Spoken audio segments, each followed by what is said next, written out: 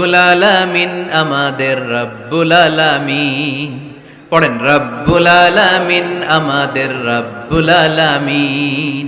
কে দিয়েছে আকাশ নদী অবাক প্রকৃতি, কে দিয়েছে ঘুমন্ত রাত মিষ্টি প্রভাতী, কে গড়েছেন আকাশ মাটি অবাক প্রকৃতি, কে দিয়েছে ঘুমন্ত রাত মিষ্টি প্রভাতী।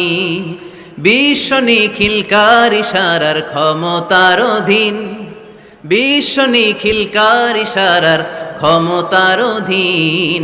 রব্বুল আলামিন আমাদের রব্বুল আলামিন। পড়েন, রব্বুল আলামিন আমাদের রব্বুল আলামিন। বিসমিল্লাহির রহমানির রহিম। আসসালামু আলাইকুম আমার প্রিয় ভাই বোনেরা, গুরুজনেরা। আবারও চলে এলাম নির্দিষ্ট সময়ে। আর আজকে খুবই গুরুত্বপূর্ণ একটি টপিকের উপরে ভিডিও হতে চলেছে। ভিডিও শুরু করার আগে একটি কথা আমি বলতে চাই। আমার অনেক ভাইরা আছে যারা আমাকে অনেক রকম ভিডিও রিকোয়েস্ট করে থাকে। তো সমস্ত ভিডিও সব একসাথে হয়তো আমি করে উঠতে পারি না। তো সেই জন্য আমাকে একটু ক্ষমা করবেন, আপনারা সাথে থাকবেন। তো অনেক ভাই আমাকে বলছেন যে মিজানুর আজহারি হুজুরের আপনি ভিডিও বানান, সেটাতে রিয়াকশন দিন। তো আমি আজকে সেটাই করতে চলেছি। আর আজকে খুবই গুরুত্বপূর্ণ একটি টপিকের ওপরে মিজানুর আজহারি রহমান হুজুর বলছেন, সেটি হচ্ছে যে গোমূত্র। হিন্দু ধর্মের মানুষেরা গোমূত্র পান করে থাকে, আমরা সকলেই জানি। ইভেন যে সমস্ত জায়গায় গোমূত্র পাওয়া যায় না, সেই সমস্ত জায়গায় বড় বড় শপিং মল থেকে মানুষের গোমূত্র কিনে নিয়ে যায়, বাইরের দেশেও গোমূত্র সাপ্লাই করা হয়, বুঝতে পারছেন? এই বিষয়টার উপরই আজকে উনি বক্তব্য রাখছেন। এবং তার সাথে একই সাথে একজন সনাতনী ধর্মের একজন ধর্ম গুরু বলতে পারেন বা লেকচারার বলতে পারেন, উনিও এই বিষয়টার ওপরে কিছু বক্তব্য রাখছেন। তো আশা করছি ভিডিওটা আপনারা পুরোটা দেখবেন, আর ভিডিওটা আপনাদের অনেক ভালো লাগবে। আর ভিডিওটার মধ্যে যে সমস্ত কথা বলবেন আজহারি হুজুর, তো আশা করছি আপনাদের খুবই ভালো লাগবে। চলুন তাহলে ভিডিওটি দেখা শুরু করুন। আর প্রথম থেকে শেষ পর্যন্ত দেখার পর কি বলে থাকি আমি, অবশ্যই ভিডিওটিকে শেয়ার করে দেবেন। আর চ্যানেলে যদি নতুন হয়ে থাকেন, ওয়েলকাম, অনেক স্বাগত জানাই।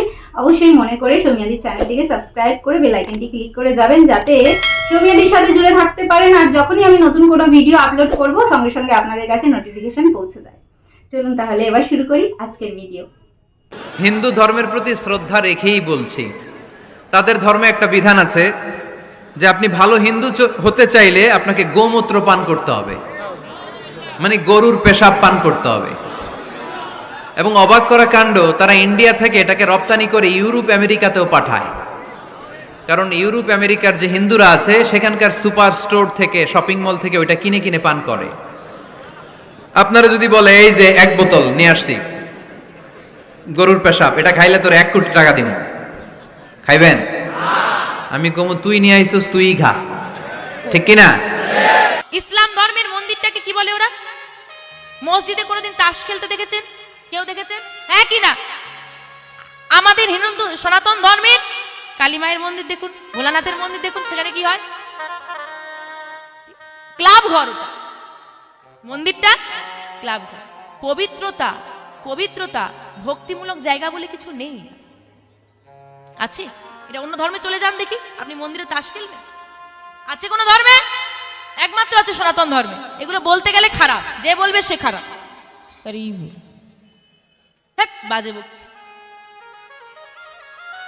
আমরা ভুলগুলো দেখি, অন্যায়গুলো সহ্য করি, প্রতিবাদ করি না, আমরা বরং তাদের সঙ্গে সঙ্গ দিই। মন্দির একটা পবিত্র স্থান, মানুষ কত ভক্তি নিয়ে সেই মন্দিরে আসে। মানুষ যখন ভক্তি নিয়ে সেই মন্দিরে পুজো করতে এলো, দেখলো পাশে কয়েকজন বসে সিগারেটে ফু দিচ্ছে।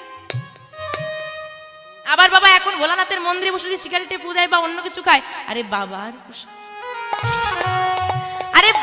প্রসাদ, বাবা প্রসাদ তুই খাচ্ছিস, খা।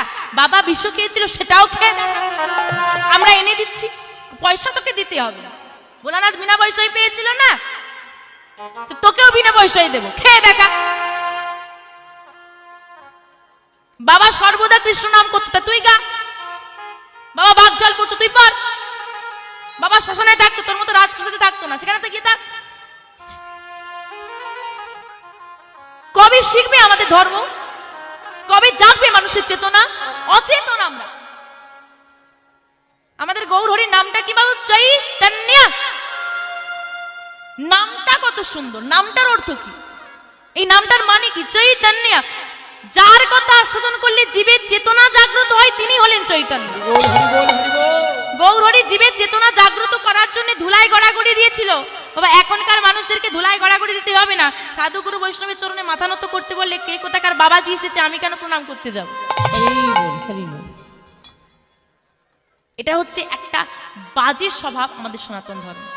আচ্ছা তুমি করছো না, করো না, না প্রয়োজন নেই, তোমার মন চাইছে না করো না, কেউ করলে কেন তুমি তার পেছনে লাগে? বোঝান দেখি এর কোনো যুক্তি আছে?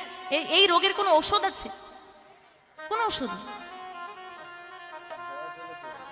আবার বাবা এখন একটা নতুন দেখি বাবা এ উঠেছে, ধু এই বয়সে কি হরি হরি বলবো? একটু বয়স হয়ে যায়, চুলগুলো পাকুক, দৃষ্টি ক্ষমতা কমে যায়, কানে শুনতে পাবো না, হাঁটতে পারবো না, হাঁটু মুড়ে বসে কীর্তন শুনতে পারবো না, তখন গুরুচরণ আশ্রয় করব, তখন হরি হরি বলবো। কখন বলবো? আসল কথা হচ্ছে যখন ছেলে ঘর থেকে বের করে দেবে তখন হরির কাছে যাব, তার আগে যাব না। এটা হচ্ছে পরিষ্কার কথা। মানে একজনের কাছে আঘাত না খেলে অন্যজনের কাছে যাওয়া যাবে না। তা মা বলি মেনে নিলাম আমি, তুমি বৃদ্ধ হলে গুরুচরণ আশ্রয় করবে, মেনে নিলাম। তোমার একটু বয়স হলে তুমি কণ্ঠে তুলসীর মালা পরবে, তুমি বৃদ্ধ হবে, তুমি বয়স হবে, সে গ্যারান্টি আমাকে দিয়ে যাও। গ্যারান্টি দিতে পারবে কেউ? আরে আজ আমি আছি, কালকে থাকবো কিনা কোনো গ্যারান্টি নেই। খুব কি অসুবিধে হয়? গুরুচরণ আশ্রয় করে কণ্ঠে একটা তুলসীর মালা পরলে খুব কি অসুবিধে হয়? হয় খুব অসুবিধে, লজ্জা করে, লজ্জা করে। আচ্ছা বাবা এখানে তো এতজন ভক্ত বসেছেন, বাবারা রয়েছেন, মায়েরা রয়েছেন, আমার থেকে অনেক বয়োজ্যেষ্ঠ সবাই, লজ্জা করে ছাড়া, ভালো করে শুনুন কথাটা, লজ্জা করে। আমি একটা কারণ কিন্তু বলে দিয়েছি, এই কারণটা ছাড়া দ্বিতীয় একটা কারণ দেখান কণ্ঠে তুলসীর মালা না পরার। একটা কারণ লাগবে, আমি যে কারণটা বললাম এটা ছাড়া। আছে কারো কাছে কোনো কারণ আছে? ও বাবা কোনো কারণ আছে যে লজ্জা করে? এছাড়া একটা কারণ লাগবে। কি গো মা, আছে কোনো কারণ? পড়ি না কেন? না লজ্জা করে, তাই তো?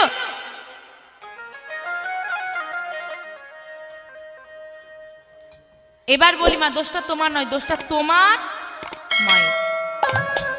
আচ্ছা একটা কথা বলেন দেখি মা, এই যে আমাদের প্রত্যেক বছর একটা নতুন নতুন করে সিরিয়াল আসে, প্রত্যেক বছর সেই সিরিয়ালের নাম ধরে পোশাক বেরো, পোশাকগুলোর এখানে ফাঁকা, ওখানে ফাঁকা, সেখানে ছেঁড়া, ওখানে অদ্ভুত রকম, সেগুলো পড়তে লজ্জা করে, হ্যাঁ কি না? লজ্জা করে না? তাহলে গোবিন্দের একটা জিনিস পড়তে এত লজ্জা কিসের?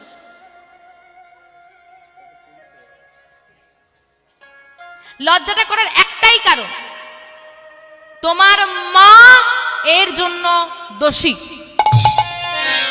যদি কারো কণ্ঠে তুলসীর মালা পড়তে লজ্জা করে এবং তোমার মা বর্তমান থাকে, আজই গিয়ে আঙুল তুলে প্রশ্ন করবে, মা কেন তুমি আমাকে সঠিক সময় গুরুচরণে ঠেলে দিলে না? কেন তুমি আমাকে কণ্ঠে তুলসীর মালাটা ছোটবেলায় দিলে না? তুমি যদি ছোটবেলা থেকে আমাকে গলায় তুলসীর মালাটা দিতে, আজ আমার পড়তে লজ্জা করতো না। প্রমাণ চাই? প্রমাণ লাগবে না? আজকে তোমার বাড়ির যে বাচ্চার বয়সটা 5 বছর, তাকে গলায় একটা তুলসীর মালা পরিয়ে দাও, দরকার নেই গুরুচরণ আশ্রয় করার। এখন যদি মনে হয় পরে করাবো, করিও, গলায় একটা তুলসীর মালা দিয়ে দাও, সে বাচ্চা খুলবে, তার লজ্জা করবে, হ্যাঁ কি না? করবে না। এখন যে বাচ্চার বয়স 15 বছর তাকে পড়াও, কি হবে? তাহলে গোড়ায় ওখানেই সমস্যা রয়ে গেল না?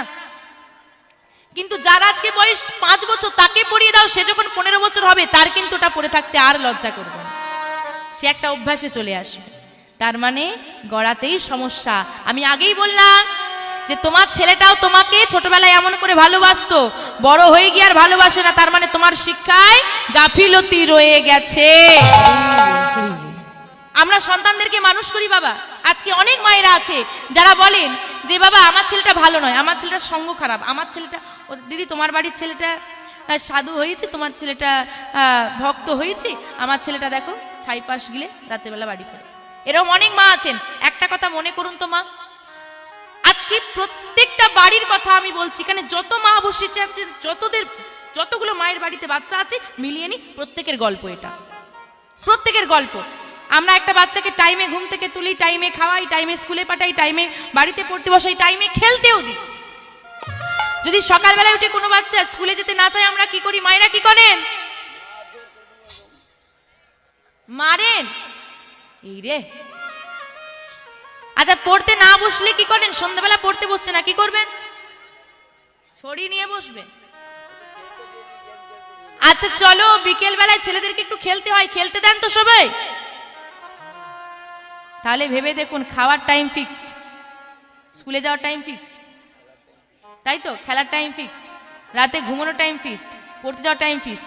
আচ্ছা এতগুলো টাইম ফিক্সড করে রেখেছেন, ওই লিস্টের মধ্যে কোথাও কোনো দয়াময়কে সেবা দেওয়ার টাইমটা ফিক্সড করেছেন?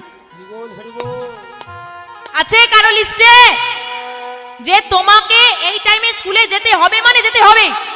কিন্তু এরম কি কোনো জোর আছে বা এরম কি আপনার রুটিনে লেখা আছে যে এই টাইমে তোমাকে গোবিন্দের সেবা দিতে হবে মানে হবেই? আছে? ঠাকুর ঘরে প্রণাম করার জন্য ছেলেদেরকে পাঠাই? কোনো প্রয়োজনই নেই। তাহলে তুমি ভাবছো কি করে? তুমি যে শিক্ষা দিলে না, ছেলেটা বড় হয়ে সে আচার আচরণ করবে, তুমি ভাবছো কেন? তেঁতুল গাছ লাগিয়ে যদি মিষ্টি আমের আশা করো পাবে, তাহলে বেকার তো কেঁদে লাভ নেই। আমার ছেলে আমাকে দেখলো না, আমার ছেলেটা ভালো হলো না, কেন কাঁদছো? কারণ তুমি লাগিয়েছো তেঁতুল গাছ, আমের আশা করলে তুমি পাবে না। যতক্ষণ কাদার জ্বালাটা নরম থাকবে বাবা, তাকে বাঁকানো যায়। শক্ত হয়ে গেলে, শুকনো হয়ে গেলে, শুকনো হয়ে গেলে কি কোনো বাঁকাতে পারবে? কাদাটা যতক্ষণ নরম থাকবে বাঁকানো যাবে, শুকনো হয়ে গেলে পারবে না। তাই মায়েদের চরণে আমার নিবেদন, প্রত্যেকটা মাকে আমি বলছি, আপনারা গুরুচরণ আশ্রয় করুন, কণ্ঠে তুলসীর মালা পড়ুন এবং আপনার বাড়িতে যে ছোট ছোট বাচ্চারা রয়েছে তাদেরকে গুরুচরণ আশ্রয় করান। এছাড়া কিন্তু আমাদের সনাতন ধর্মকে আমরা এগিয়ে নিয়ে যেতে পারবো না। আজকে আপনি যেদিকে তাকাবেন প্রত্যেকটা ধর্ম ঊর্ধ্বমুখী, একমাত্র আমাদের সনাতন ধর্ম নিম্নমুখী, নিচের দিকে নামতে চলেছে। কারণ আমাদের রুচিতে এটা ধরে না, ইসলাম এটা আমাদেরকে শিখায় নাই। তো ইসলামটা হচ্ছে রুচিসম্মত ধর্ম, স্বভাব সুলভ ধর্ম। তারপর হিন্দু ধর্মে ছোট বাচ্চাদেরকে পবিত্র করতে হলে, মেধাবী করতে চাইলে গোবরের স্তূপ করে ওখানে ফেলে দিতে হয়। ওই বাচ্চা ছুটে আসবে, কান্না করবে, আবার ফেলতে হবে। ওর গা গোবর দিয়া একেবারে বিউটি পার্লারিং করে তারপরে ওর গোসল করাইলে ও খুব ভালো হয়ে যাবে, এরকম আইডিওলজি তারা বিলিভ করে। তো এটা একটা প্রাণীর মল কারো গায়ে মেখে পার্লারিং করা, এটা কি আমাদের আকলে ধরে? আমাদের ধর্মে এরকম কোনো বিধান আছে? হিন্দু ভাইরা যদি থেকে থাকো, just ponder on the news, এই বিষয়গুলোর উপর একটু থিঙ্ক করো, একটু ভাবো, চিন্তা করে দেখো। ইসলাম হচ্ছে দ্বীনুল ফিতরা, স্বভাব সুলভ ধর্ম। এইখানে মনে মানে না এরকম কোনো বিধান আল্লাহ দেয়। 7 নাম্বার হচ্ছে দ্বীনুল ইলম, এটা জ্ঞানের ধর্ম, জ্ঞানের উপর প্রতিষ্ঠিত। এই ধর্মের প্রথম কথা হচ্ছে পড়ো। প্রথম কথা কি? আরবিতে কি? বিসমি রাব্বিকাল্লাযী, read in the name of your lord who has created. পড়ো তোমার প্রভুর নামে যিনি তোমায় শিখিয়েছেন। সুবহানাল্লাহ পড়েন। আবু দারদা রাদিয়াল্লাহু তাআলা আনহু বলতেন, কুন আলিমান, আলেম হও, আও মুতাআল্লিমান, অথবা আলেমের ছাত্র হও, আও মুত্তাবিআন, অথবা আলেমের ফলোয়ার হও, আও মুহিব্বান, অথবা আলেমকে ভালোবাসো, ওয়ালা তাকুনিল খামিস, 4টা হইও, 5 নাম্বার হইও না, ফাতাহলিক, তাহলে ধ্বংস হয়ে যাবা। 5 নাম্বারটা হচ্ছে আলেম বিদ্বেষী, খবরদার আলেমদের পিছনে লেগো না, তাহলে তোমার দিন দুনিয়া আখিরাত সবটারে বরবাদ করে দিবে কে? এটা নলেজের উপর বেস করে ধর্ম, এখানে উল্টাপাল্টা কথা বলার সুযোগ। হিন্দু ধর্মে একটা নিয়ম আছে, শুধু ব্রাহ্মণরাই বেদ, রামায়ণ, মহাভারত এগুলো ধরতে পারবে, নিম্ন বর্ণের হিন্দুরা ধরতে পারবে না। আমাদের ইসলামে এগুলো আছে। কোরআন শুধু আমরাই ধরতে পারবো, আপনারা পারবেন না। অনেকে এরকম বলে যে আলেমরা কোরআন ধরবে, অন্যরা ধরতে পারবে। তো কেউ যদি আপনারে বুঝায়, খবরদার কোরআন ধরা যাবে না, এটা আলেমরা ধরবে, তোরা ধরতে পারবি না, মানবেন কথা? এই তো বাঘের বাচ্চার মতো উত্তর। দাঁড়িয়ে বলবেন কোরআন সবার। আমি আরবি বুঝি না, আমি বঙ্গানুবাদ করে কোরআন বুঝবো, কোরআনের দাওয়াত করবো, চিল্লা এখন ঠিক কিনা? বাল্লিগু আন্নি ওয়ালাউ আয়া, প্রত্যেকেই প্রেরণার বাণীবাহকের কাজ করতে হবে। যতটুকু জানি পৌঁছে দিব। আমি বেশি জানি তো আমি বেশি বেশি ছড়াবো। আপনি জানেন শুধু লা ইলাহা ইল্লাল্লাহ, এইটাই আপনি ছড়ায় দিবেন, ঠিক কিনা? কেউ যদি বলে কোরআন পড়া যাবে না, ধরা যাবে না, এটা বোঝা পড়া আলেমদের কাজ, শুনবেন না। ক্ল্যারিটি, গোজামিল নাই, কোনো গোজামিল নাই। আমি যদি কোরআনের আয়াত ভুল করি, আমরা ধরতে পারবেন না আপনি? আপনি কোরআনের আয়াত ভুল পড়ছেন, হুজুর ঠিক করে নেন, আমি ঠিক করে নেব, ঠিক কি না? কোনো গোজামিল নাই। আল বুদুহ, জল জলে সূর্যের মতো আল্লাহ ইসলামকে রেখে দিয়েছে, আলহামদুলিল্লাহ পড়েন।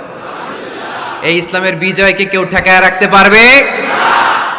ইসলামের বিজয়ের অংশীদার আমরা হতে চাই, এই ইসলামকে আমরা মানতে চাই। কতক্ষণ? বুঝলা গেছি। ইসলাম মানবো কতক্ষণ? ইসলাম মানবো কোনখানে? এটা কার ধর্ম? নাকি শুধু আমাদের? এটা হিন্দুদেরও ধর্ম, বৌদ্ধদেরও, খ্রিস্টানদেরও, আস্তিকদেরও, নাস্তিকদেরও। হিন্দুরা মানে না তো আমরা কি করব? ইসলাম কি শুধু আমার বাপদাদার সম্পত্তি? যে কেউ ইসলামে ঢুকতে চাইলে আমাদের দরজা তার জন্য খোলা আছে না নাই? হিন্দু যদি বলে কালিমা পড়বো, দরজা খোলা না? খ্রিস্টান যদি বলে মুসলমান হব, দরজা খোলা না? আস্তিক যদি বলে, নাস্তিক যদি বলে আস্তিক হতে চাই, তার জন্য সুযোগ আছে না নাই? কিন্তু আপনি চাইলে ইহুদি হতে পারবেন না, জানেন? চাইলে ইহুদি হওয়া যায় না। ইহুদি হতে হয় বাই বর্ন, জন্মসূত্রে ইহুদি হতে হয়। তাও আপনার মা হতে হবে ইহুদি, আপনার বাবা ইহুদি কিন্তু মা অন্য ধর্মের, তাইলে আপনি দুনিয়াতে আসলে আপনি ইহুদি হবেন? কত বড় ডাকাইত, খেয়াল করছেন? কেউ চাইলে ওদের ধর্মে ঢুকারও সুযোগ নাই। কিন্তু ইসলামে কি এগুলো আছে? কথা বলেন। আল্লাহ নিজের পরিচয় যখন দিয়েছেন, আল্লাহ কি বলছে? আমি মুসলমানদের রব, আমি মুত্তাকিদের রব, টুপিওয়ালাদের রব, দাড়িওয়ালাদের রব। তিনি বলেছেন রব্বুল আলামিন। কি বলেছেন? রব্বুল আলামিন, আমাদের রব্বুল আলামিন। পড়েন, রব্বুল আলামিন, আমাদের রব্বুল আলামিন। কে দিয়েছে আকাশ নদী অবাক প্রকৃতি, কে দিয়েছে ঘুমন্ত রাত মিষ্টি প্রভাতী, কে গড়েছেন আকাশ মাটি অবাক প্রকৃতি, কে দিয়েছে ঘুমন্ত রাত মিষ্টি প্রভাতী। বিশ্ব নিখিলকার ইশারার ক্ষমতার অধীন, বিশ্ব নিখিলকার ইশারার ক্ষমতার অধীন। রব্বুল আলামিন, আমাদের রব্বুল আলামিন। পড়েন, রব্বুল আলামিন, আমাদের রব্বুল আলামিন। সুবহানাল্লাহ পড়েন। তার মানে আল্লাহর পরিচয় হচ্ছে তিনি রব্বুল আলামিন। সুবহানাল্লাহ পড়েন। আবার বিশ্বনবীর পরিচয় যখন আল্লাহ কোরআনে দিলেন, আল্লাহ বললেন, ওয়ামা আরসালনাকা ইল্লা রাহমাতাল লিল আলামিন। সুবহানাল্লাহ পড়েন। I have sent you as a mercy for the entire universe. নবী গো, আমি আপনাকে গোটা বিশ্বের জন্য রহমত করে প্রেরণ করেছি। কোন সুবহানাল্লাহ। আল্লাহ কি বলেছেন? রহমাতাল লিল মুত্তাকিন, শুধু মুত্তাকিদের জন্য তিনি রহমত। আল্লাহ কি বলেছেন? বিশ্বনবী শুধু মুসলমানদের জন্য রহমত। আল্লাহ কি বলেছেন? রাহমাতাল লিল আলামিন। তাহলে এটা উমুম, এটা সবার ধর্ম, এখানে সবার অধিকার আছে। চিল্লায় বলতে হবে, ঠিক কিনা? ইসলামের কয়টা বললাম? চারটা। 5 নাম্বার বৈশিষ্ট্যের নাম হচ্ছে আত-তাইসির। আত-তাইসির, আওয়াজ করে বলেন, 5 নাম্বার বৈশিষ্ট্যের নাম। আপনাদের কষ্ট হচ্ছে? আর অল্প কয়েক মিনিট কষ্ট করা যাবে? আর 5 মিনিটে বাকি 5টা বলে দেই। হ্যাঁ,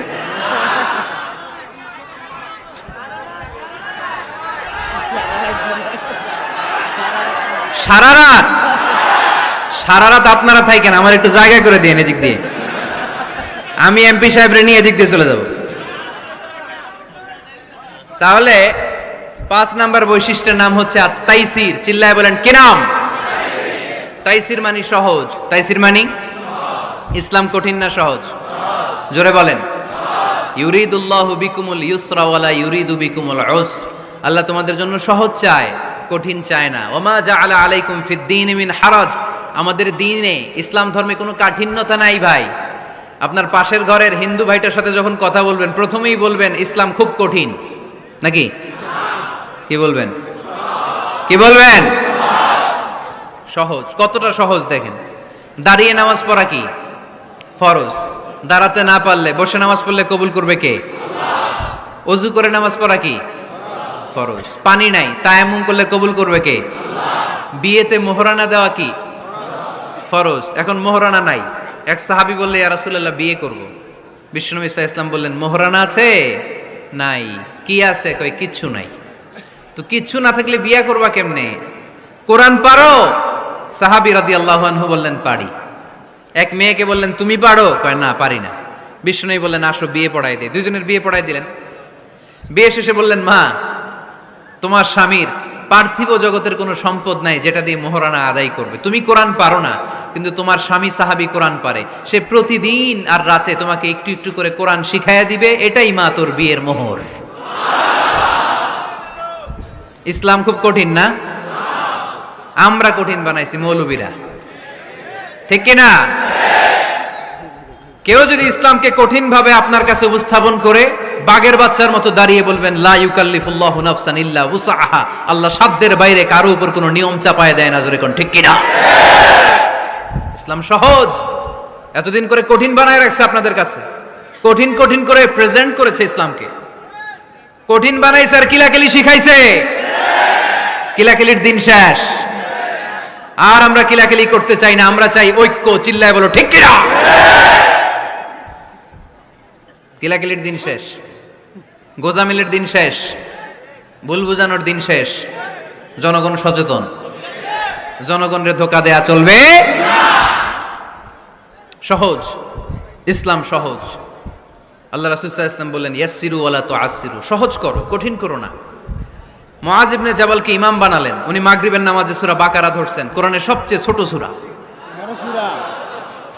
হ্যাঁ বড় সূরা। বড়? কত বড়?